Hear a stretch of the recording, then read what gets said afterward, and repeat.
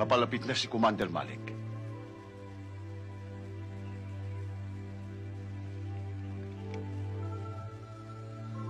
Remove magazine, open bolt. Sir? Move! Men, release magazine. Open bolt.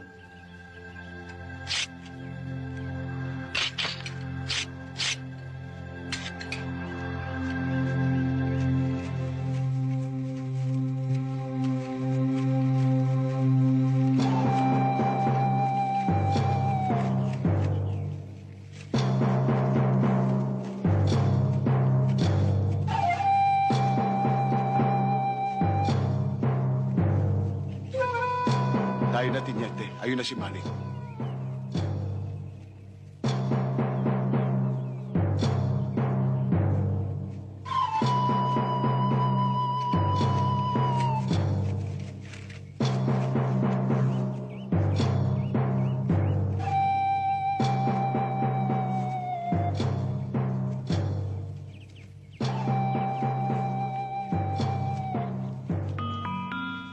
Ano mga buddy? Kamusta na kayo? Mabuti naman. Magandang araw sa'yo, Tiniente. Ganun din sa'yo, Commander.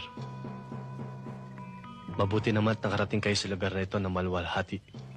Commander, nais ko ipaalam sa'yo na makabubuti siguro magkaisa tayo tungo sa kapayapaan. Ayaw din namin na laban ito.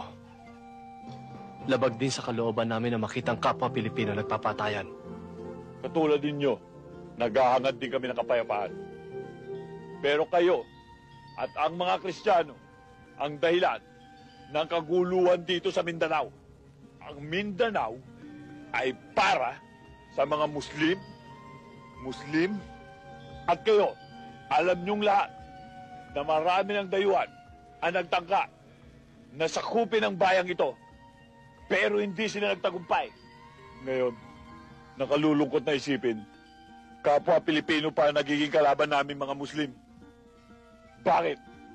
Dahil kinakamkam ninyong mga Kristiyano ang lupaing ito. At yan ang aming pinaglalaban. Ang maibalik ang bawat lupang kinamkam ng mga Kristiyano sa mga Muslim. Kayo, ikaw Tiniente, ano ang inyong pinaglalaban? Wala kayong dahilan para tugisi kami para mga hayop sa aming mga sariling lupa. Wala kayong dahilan para patayin kami. Samantalang kami, ano? Nasa amin ang lahat ng dahilan para pagpapatayin kayo. Mga sundalo kami. At meron kami mga utos na sinusunod. May plano ang gobyerno para sa kaunlad ng Mindanao.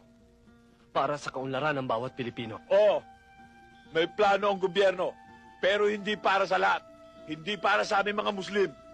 Kundi para sa iilan lamang mayayamang politikong gusto maghari dito sa buong Mindanao. Mga politikong sakib.